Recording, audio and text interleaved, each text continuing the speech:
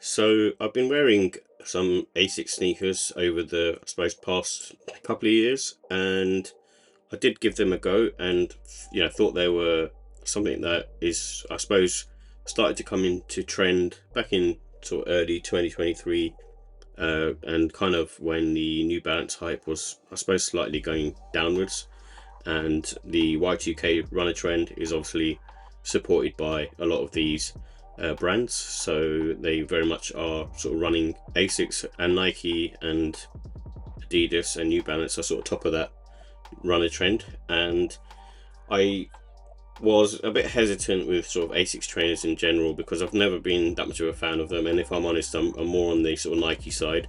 However, I suppose New Balance has sort of won me over, and then I thought I'd also then try ASICS and sort of branch out to other models, because it was one of those things that I suppose, like as a sort of reviewer, you kind of want to sort of get a wider landscape of how, I suppose, trainers are and how they fit, and what works for you, I guess, as well. And basically, I started off wearing a pair of Kayano 14s, and quite sort of similar to, in terms of its look, to the GEL-NYCs in my opinion.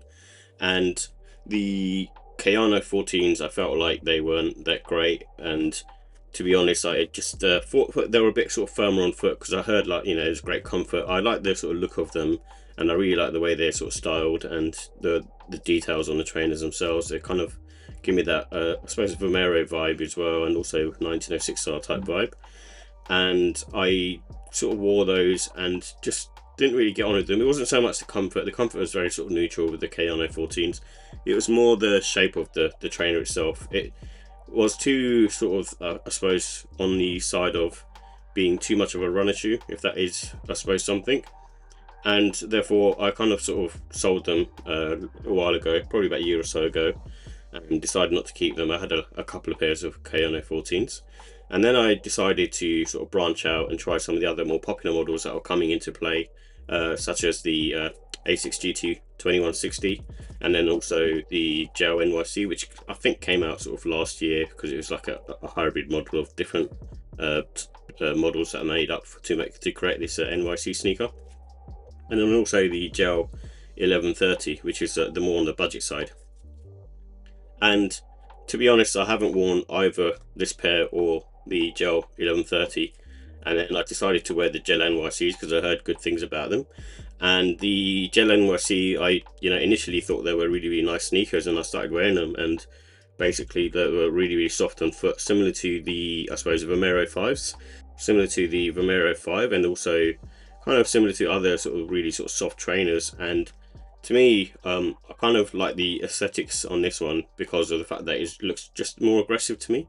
And when I've sort of had them, I've been wearing them and things like that, just found that they sort of bottom out after a while. After about 7 or 8 wears, that comfort level, that soft comfort level, just sort of settles down quite a bit, and it's not the same feeling anymore. And therefore, it becomes more of a sort of firm, neutral type of sneaker, in my opinion, and kind of similar to the 1906R. And in all honesty, out of the two, I prefer the looks of the 1906R. And then there's also something about the ASICS sneaker in general, where the toe box sort of goes upwards, and it just doesn't suit my particular foot. And I don't know what it is. It just seems to be one of those things that they do with the runners. And I don't notice it as much on sort of Nike trainers or New Balance trainers, but for ASICS, they tend to point upwards. And I think, for women, it's probably, more of a better type of footwear, because they tend to wear sort of more sort of pointed types of shoes in general. And so therefore I just feel like it doesn't suit my foot for that reason. And the GT 2160 I haven't worn, that apart from sort of wearing around in the house. And again, this is another one of those sneakers that I suppose is on the more firmer side and kind of feels similar to an Adidas or Ketro. And for that reason, it kind of doesn't sort of wow me, I suppose, in terms of comfort. The looks wise, again, they all kind of look very similar, I suppose, with ASICS models, because they are sort of all runners at the end of the day. But I just haven't sort of brung myself to wear these, and I end up sort of wearing a 1906R or a 991 V2. And then we have the GEL 1130, and this is a sneaker that I was going to wear. However, Once I started sort of testing out and wearing sort of the other ASICS trainers, I just feel like ASICS aren't for me. And this is the, I suppose, more on the sort of softer side as well, so similar to the GEL-NYCs, but I just find that it just doesn't fit within my aesthetic. Again, the trainer itself, just the general look of it, there's just something about it that it just doesn't work for my foot. This one isn't as pointy as the others, and it's sort of quite sort of rounded, and you can sort of see that here. But it's one of those trainers that, again, I feel like you know, if you're on a budget, it's a really nice pair of trainers and really soft on foot. But I just feel like it's just the ASICS models in general, they just don't really sort of suit my foot and just don't look that appealing to me. And I'd just rather be picking up a pair of New Balance or Nike trainers to wear. So that's probably the other reason why I haven't sort of worn these. I do like the look of this particular collab as well, being a House Studios one, but I just haven't run myself to wear them. So for me, it's one of those things that, because I'm not wearing these, I just don't feel like I will be sort of wearing them in the future.